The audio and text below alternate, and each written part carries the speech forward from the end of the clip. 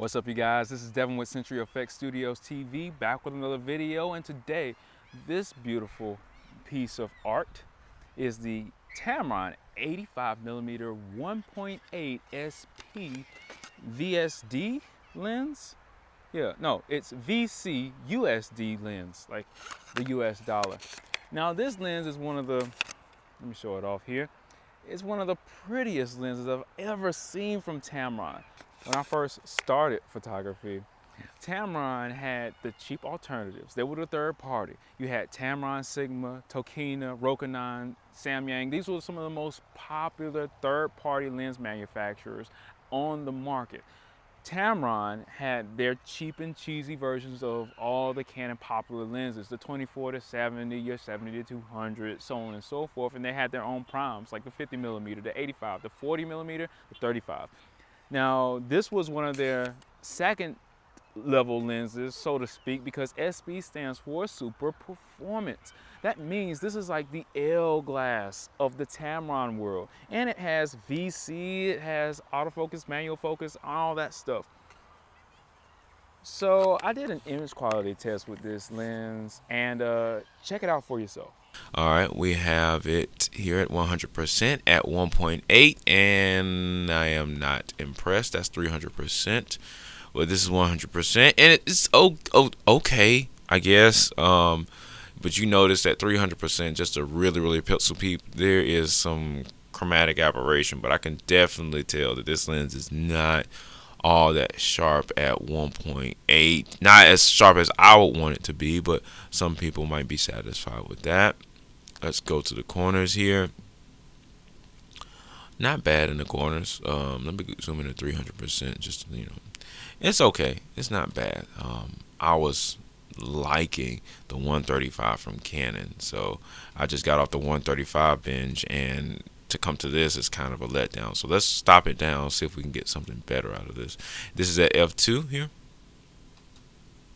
and at 100%, I'm still not feeling it.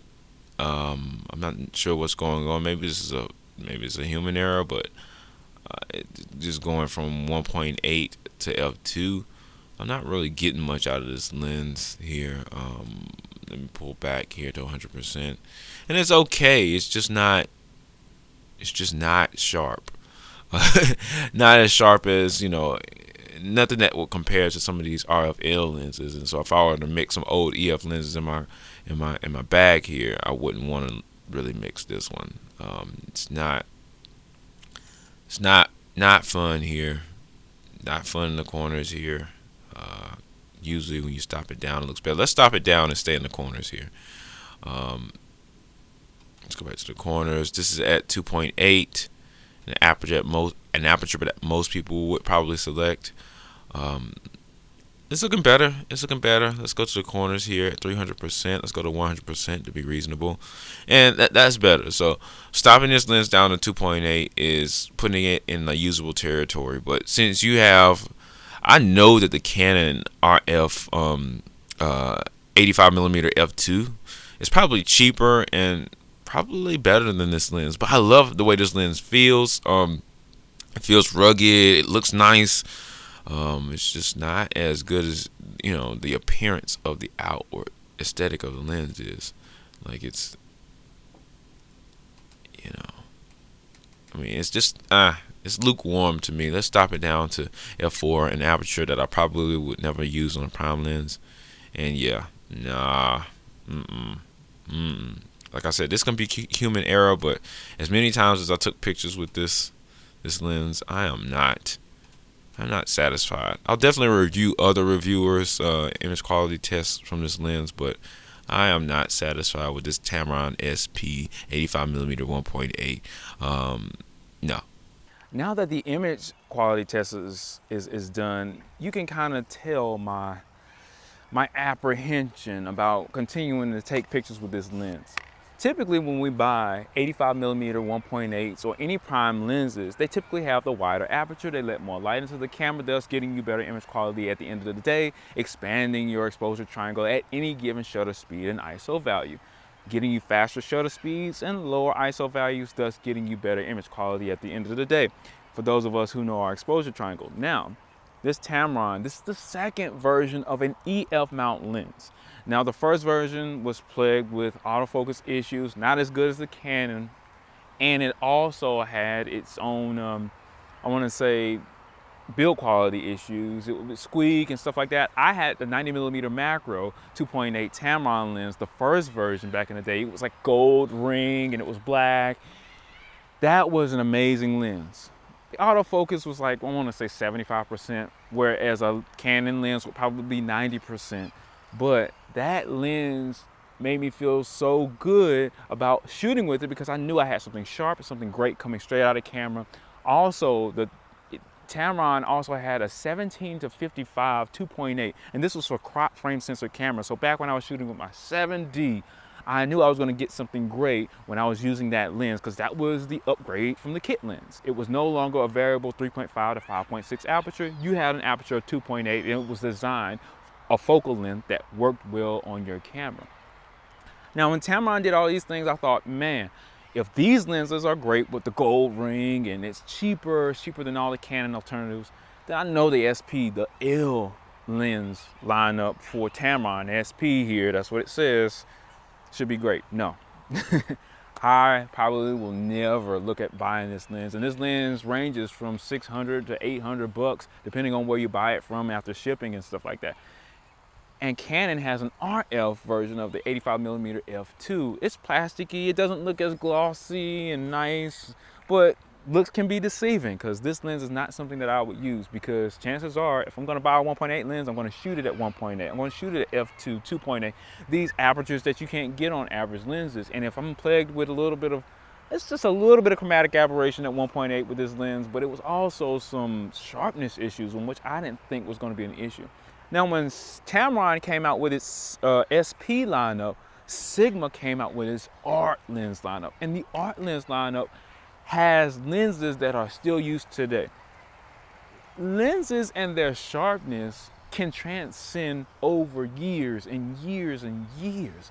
And this is a good example with Canon's 80 to 200. Not the sharpest at every focal length, but it still has some sharpness that rivals a lot of lenses like these. And there's other lenses like the Canon 135mm f2. That lens is super old, but when I slapped it on my R5, I was pleasantly surprised at my image test and what I got out of it. It was just so amazing.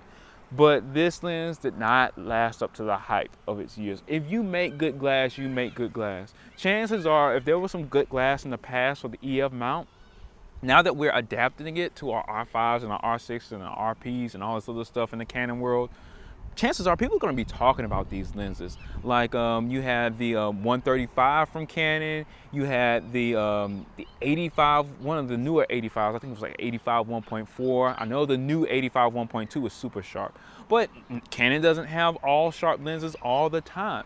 But usually the prime lenses are the ones that are the sharpest, and this is not a great showing for Tamron, especially on the dizzying heights of the Canon R5 and a full frame sensor of a 45 megapixel image density. So these are some of the things that you want to think about when purchasing these lenses. If you're going to adapt lenses to your R5, get some good glass, but you can still get cheap good glass. The RF 85mm f2 macro is Canon's version, is a way better option than this lens right here. This lens doesn't focus as close as that lens does. It's not as lightweight. Well, it might weigh the same amount, but this might have better build quality because this definitely feels nice and strong. But at the same time, Tamron might not have as good of a warranty with other products, but it might. I mean, who knows? Everybody's, when it comes to fixing lenses and warranties and stuff like that, everybody's mileage is a little bit different. Everybody takes care of their gear in a slightly different way. But this is definitely something I would not invest in. Yes, you do have to lose a third of a stop of light by going to f2 on the Canon end, but if anybody wanted a nice 85mm, I'm starting to steer myself back into the direction of the RF 85mm f2. It's a cheaper alternative, and it's somewhere around the price, if not cheaper, than this. All right, you guys, I'm Devin with CFX Studios. Thanks for watching the video. I probably will not be purchasing this. I rented it from Lens Rentals. I am not sponsored. I just like their service. It's nice to be able to get the gas out, so to speak, gear acquisition syndrome, for those of you who do not know. But it's good to get that initial excitement, because this lens looks exciting. It's nice and polished, but when I go to grab it, it's slick. Like, this part is very, very slick. If I were to go pull this out of my bag, I have a high likelihood of dropping it. When you're at a wedding, an event, or anything like that, you're doing portraits, anything like that, you gotta pick up a lens really fast. This is not it. You need some kind of sturdiness other than the actual lens ring itself, because the lens ring moves. It's a false sense of security when you go to grab it. And then when you put the lens hood on there, slick on the lens hood, slick on the actual lens body. This is a bad design choice. It looks beautiful, but a bad design choice for durability and comfort of use, I would say, or comfort of being able to use it without breaking it or dropping it. But yeah, guys, support the channel with the links below, and see you in the next video.